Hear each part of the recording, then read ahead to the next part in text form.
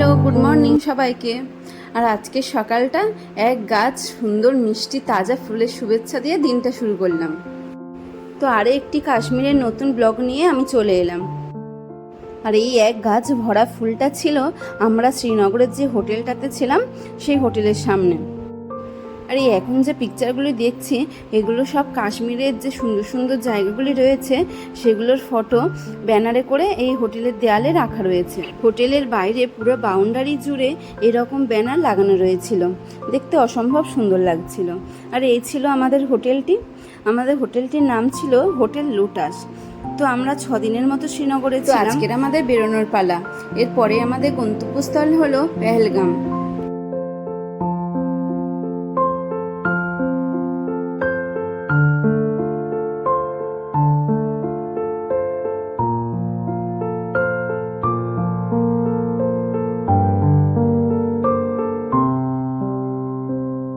তো এতক্ষণ ধরে আমি রাস্তার দুধারের যে জঙ্গলের ভিডিওগুলো করে করে আসছিলাম, এগুলি আর অন্য কিছু নয়, এগুলি ছিল সব আপেল গাছ। একটু ভালো করে লক্ষ্য করলেই দেখা যাবে যে গাছে এখনও একটা দুটো আপেল হয়েও আছে। তো এখন তো আপেলের সিজন নয়, সেই জন্য গাছে প্রচুর ফুল হয়ে আছে। আপেলের সিজন হলো অক্টোবর নভেম্বরের দিকে, কিন্তু এত ফুল ধরে আছে যে দেখার মতো। গাছগুলিতে যত না পাতা হয়ে আছে তার থেকে ফুল বেশি, পুরো গাছ সাদা হয়ে আছে। তাহলে যখন আপেল ফলবে তখন দেখতে কেমন লাগবে সেটা একবার মনে মনে ইমাজিন করে নিলাম। এখন আমরা একটি আপেল বাগানে চলে এলাম। অনেকবার বলার পরে ড্রাইভার দাদা ওনার পছন্দ মতো একটি বাগানে আমাদেরকে নিয়ে আসলো। তো এখান থেকে আমরা মালিকের কাছ থেকে আপেলও কিনে নিলাম আর আপেল জুসও খেয়ে নিলাম। তো দেখুন কি পরিমাণে ফুল এখানে পড়ে রয়েছে।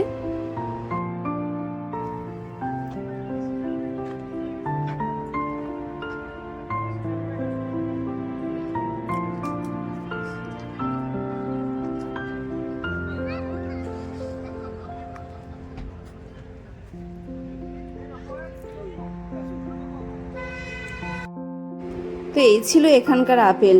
সত্যি এর আগে এত টেস্টি আপেল কোনোদিনও খাইনি। তো এখন তো অফ সিজন, সেই জন্য দামটা একটু বেশি নিয়েছিল। তো সিজনে আসলে প্রতি কেজিতে 20 থেকে 30 টাকা পর্যন্ত নেওয়া হয়। তো আমরা ওখান থেকে এবার বেরিয়েও পড়েছি, কারণ এখন অনেকটা রাস্তা যেতে হবে, সেজন্য আর দেরি করলাম না।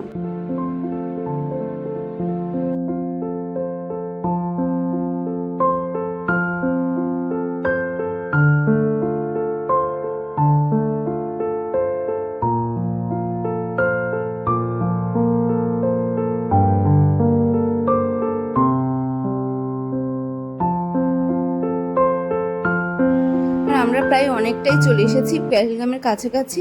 তো পেহেলগাম ঢোকার মুখেই দেখলাম বৃষ্টি পড়তে শুরু করেছে। প্রথমে বৃষ্টিটা অল্প অল্প পড়া শুরু করলেও পরের দিকে বেশ জোরেই এসেছিল।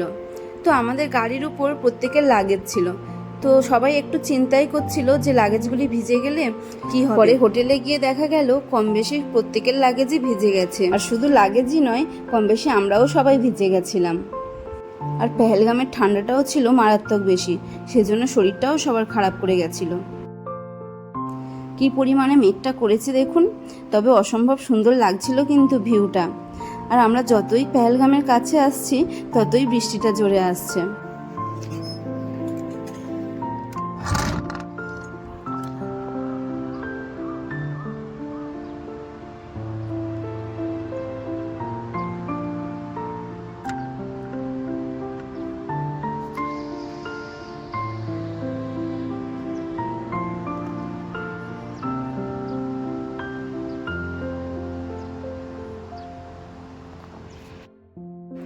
তো এটি ছিল আমাদের পেহেলগামের হোটেল।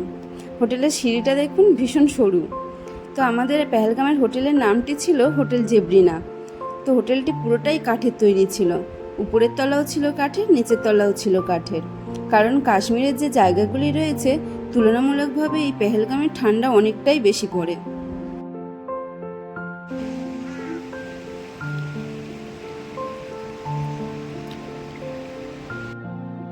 আর আমরা যখন থেকেই পেহেলগামে এসেছি তখন থেকেই ঝিমঝিমিয়ে বৃষ্টি সারাক্ষণ পড়েই চলেছে।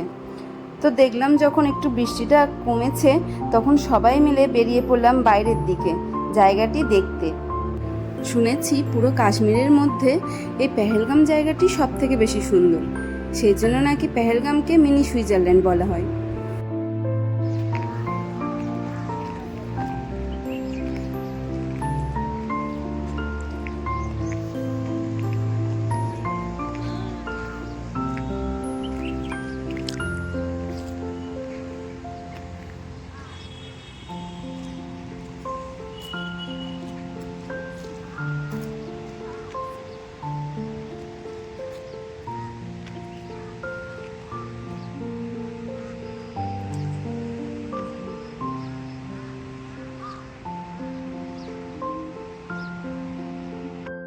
আর আমরা এখন যে জায়গাটিতে এসেছি এটি একদম আমাদের হোটেলের সামনেই, বেশি দূরে যায়নি, কারণ বৃষ্টি হচ্ছিল তো সেজন্য আশপাশটাই ঘুরে দেখছিলাম। আর এইখানে এসে পরিবেশটা দেখে সত্যি মনটা ভরে গেল। চারিদিকে পাখির ডাক আর নদীর জলের আওয়াজ, তার সাথে পাহাড়ের গা ধরে বেয়ে চলেছে ভাসমান মেঘ। এই জায়গাটির বর্ণনা মুখে যতই বলি না কেন অনেক কম বলা হবে। দুটো চোখকে যেন বিশ্বাসই করতে পারছি না, সত্যি প্রকৃতির এত অপূর্ব রূপ। আর আমাদের হোটেলটিও ছিল এই নদীর একেবারেই পাশে, সেজন্য সারা দিন রাতই এই নদীর জলের আওয়াজ আমাদের কানে আসছিল।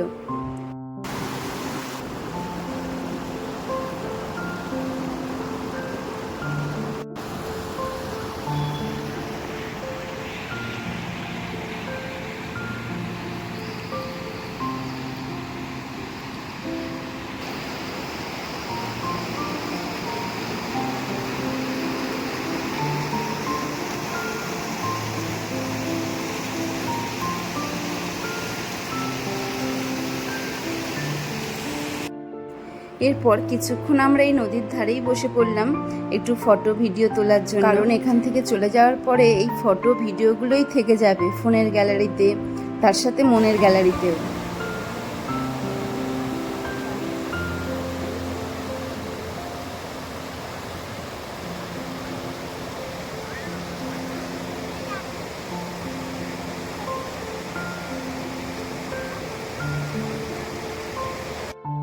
এরপরে ওখানে কিছুটা সময় কাটিয়ে ফিরছি এখন হোটেলের দিকে, কারণ বৃষ্টিটাও অল্প অল্প পড়া চালু হয়ে গেছে আর বাইরেটা প্রচণ্ড ঠান্ডাও ছিল।